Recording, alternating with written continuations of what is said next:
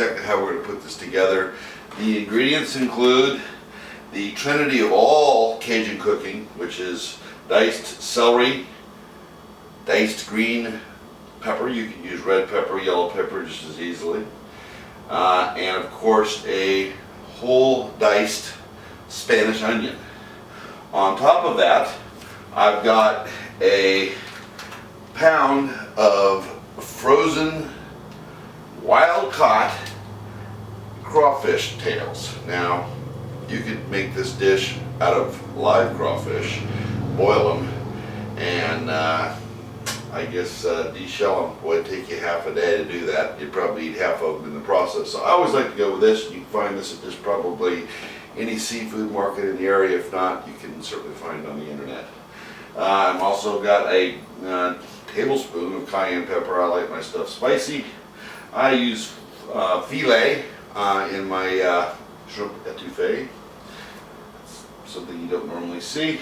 Got a couple tablespoons of freshly minced garlic, cracked black pepper, 3 cups of seafood stock, some cooking sherry, some flour, 2 tomatoes that I have chopped up and de-seeded, some Tabasco, and of course you can never go wrong with the Zetterman's Creole seasoning mix, which has salt and more cayenne and more of the flavors of New Orleans. And of course we're going to serve this over some Uncle Ben's rice that I'm cooking over here. So let's get started with the roux. And that's where the 1 cup of flour, the one thing that I didn't mention, comes into play. So let's. Alright, we've got some oil here in this cast iron frying pan, and we're going to put some flour in, and we're going to make up roux. And I consider the roux to be the most important ingredient in a good crawfish etouffee. What we're going to do is this is going to be a slow cooked roux. So I've heated this up to high, and I'm going to take it down to a simmer. And what we want to do is we want to thoroughly dissolve the flour into the oil without burning it. Now, most of the recipes you may see out there for this etouffee are cooked with almost a butterscotch colored roux. I'm going to take this down a little further to almost kind of a light brown roux. It's going to take me about a half an hour.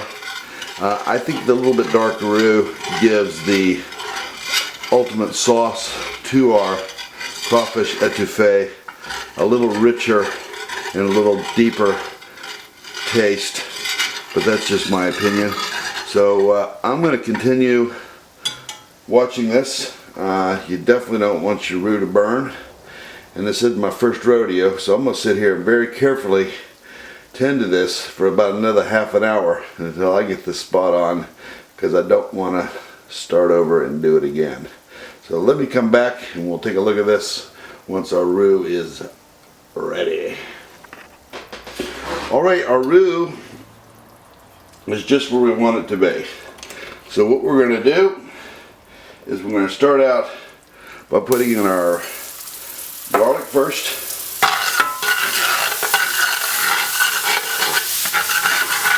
Be careful with this roux. This stuff's like napalm. It gets on you, and I tell you what, it will burn the dickens out of you. So what we're going to do is we're now going to put our Cajun trinity of chopped veggies right into our roux, and we're going to sweat these babies off, bringing out all the flavor that you can imagine. And as we're doing that, to help sweat some of this off here, we're going to put in a little bit of cooking sherry here, and that'll help steam these things off, and we'll do that right now.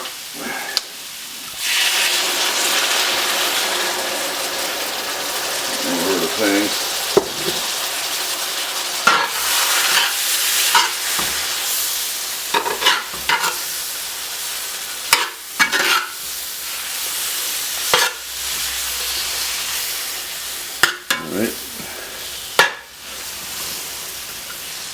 let those go here for a minute here. We'll come back and I'll show you the next step. Alright, well these things have sweated down. We're going to go ahead and add our tomatoes. And we'll stir those in. And then we're going to go ahead and hit this real quick with our fish stock.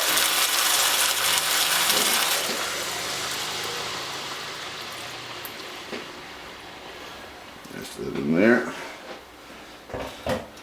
Cayenne pepper, of course. It's going to be a spicy one. And then the filet gumbo. I guess it's just filet spice. We're not making gumbo, we're making crawfish etouffee. And then we're going to go ahead and hit it with our Creole seasoning. Get some paprika. Probably some more cayenne in there. And being a traditionalist that I am, wouldn't be right without a couple good squirts of good old Tabasco. And what we're going to do is we're going to put this on low heat, and we're just going to let this simmer down, thicken this up, and then we'll add our crawfish to this and finish this dish off. But right, this has been simmering now for about a half an hour, and as you can see, it has the consistency of maybe something like a clam chowder, I'd say. Fairly thick, nice sauce. It's looking good. Now, since these frozen crawfish tails are pre-cooked, we're going to put these in at the very end. We don't want these to turn into mush. So we're just going to stir those into our sauce, and we're going to let this cook here for about, maybe another 2 or 3 minutes. And like I said, they are cooked. Just need to warm them up and let a little of the fat that's on these kind of infuse into our sauce here. But you're starting to get a good look at what this finished dish is going to look like. And we're going to come up in about 2 minutes and plate this up. Alright, there is our finished crawfish etouffee that we'll just ladle over some of this Uncle Ben's rice. And then what I like to do is to top that off with some green scallions and a rotation or two of cracked black pepper. Alright, let's go over here and give this the old taste test. Alright folks, there it is. It is the crawfish etouffee. And this is big time eating in the Big Easy. City food they call it. Let's give it a bite here and see how it tastes. Got some crawfish on there, a little bit of that sauce. Man, that's good stuff there, folks. Give it a try. It's the Ball Chef. Bon appetit.